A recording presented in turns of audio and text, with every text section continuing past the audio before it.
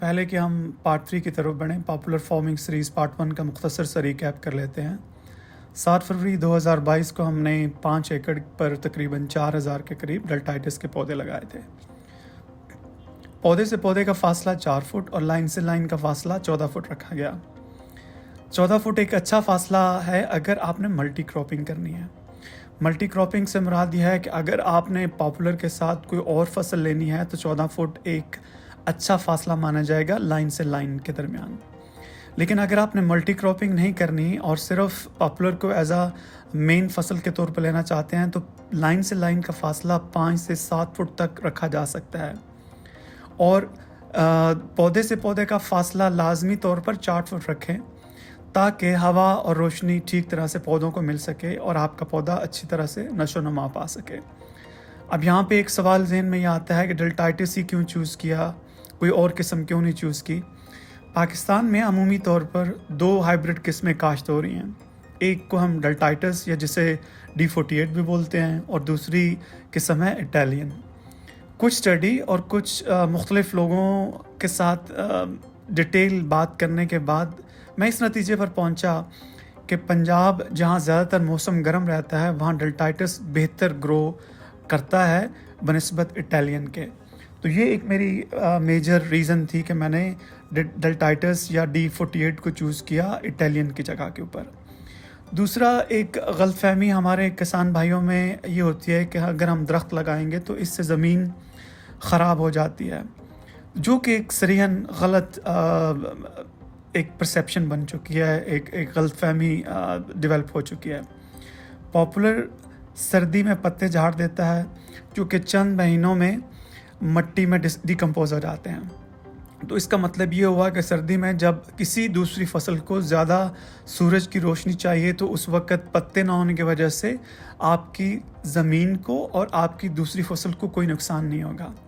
और उसके अलावा आपको फ़ायदा इसका ये होगा कि जब पॉपुलर पत्ते झाड़ेगा सर्दी में तो वो आपकी ज़मीन में चंद महीनों के अंदर मिक्स हो जाएंगे।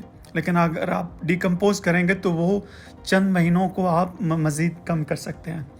और इस डिकम्पोजिंग के बाद नतीजा आपकी ज़मीन का ये निकलेगा कि आपकी ज़मीन में ऑर्गेनिक मैटर या जिसको हम उर्दू में नामियाती मादा कहते हैं उसकी बढ़ोतरी होगी।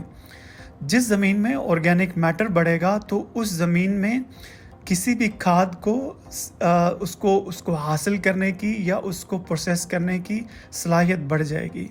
पॉपुलर फार्मिंग सीरीज़ पार्ट 2 का मुख्तसर सा रिकैप कर लेते हैं। तकरीबन 2 महीने गुजर चुके हैं और पौधों की नशोनुमा तसल्ली बख्श है। यहाँ पर एक बात समझना बहुत ज़रूरी है कि पॉपुलर की अच्छी नशोनुमा का बहुत बड़ा दारोमदार आपाशी पर है, मुतवातर आपाशी पर।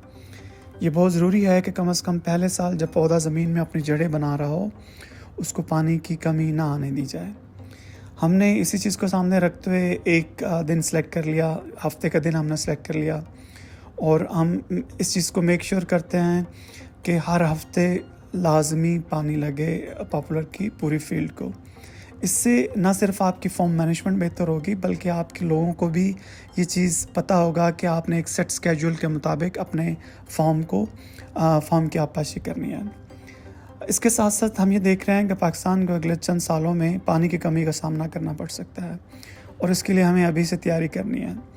आपाशी के पुराने जो तरीके हैं उनको थोड़ा सा बदलना होगा। चाहे तो अब इस सिलसिले में आप ड्रिप इरिगेशन पे चले जाएं, वो निस्बतन महंगी है। तो दूसरा तरीका आपके पास आसान है कि आप अपने फार्म को, अपनी फसल को पिकनिक पे शिफ्ट करना शुरू कर दें। ज़रूरी नहीं है कि एक ही दफ़ा आपने पूरे फसल को शिफ्ट कर दें, आप उसको फेजेस में शिफ्ट कर सकते हैं। जैसे जैसे आपको नतीजे मिलते हैं, जैसे जैसे आपको समझ आती है, आप उसको ऊपर शिफ्ट करना शुरू कर दें। इसी चीज़ को सामने रखते हुए मैंने 2 एकड़ को शिफ्ट कर दिया और इरादा है कि अगले चंद माह के ऊपर 5 एकड़ को मैं पिकनिक के ऊपर शिफ्ट कर दूँगा। इसके साथ साथ अगर आप अफोर्ड कर सकते हैं तो आप हल्की सी यूरिया खाद महीने में, हफ्ते में आप उसको देते रहें। मैं तकरीबन आधी बोरी यूरिया दे रहा हूँ जिसको मैं बजाय एक दफ़ा एक पानी में लगाने के मैंने उसको 4 हिस्सों में तकसीम किया है और हर हफ्ते उस आधी बोरी को तकसीम करके दे रहा हूँ। और ये एक बहुत अच्छी प्रैक्टिस मुझे नज़र आ रही है जिसके मुझे एक मुतवातिर रिज़ल्ट नज़र आ रहे हैं।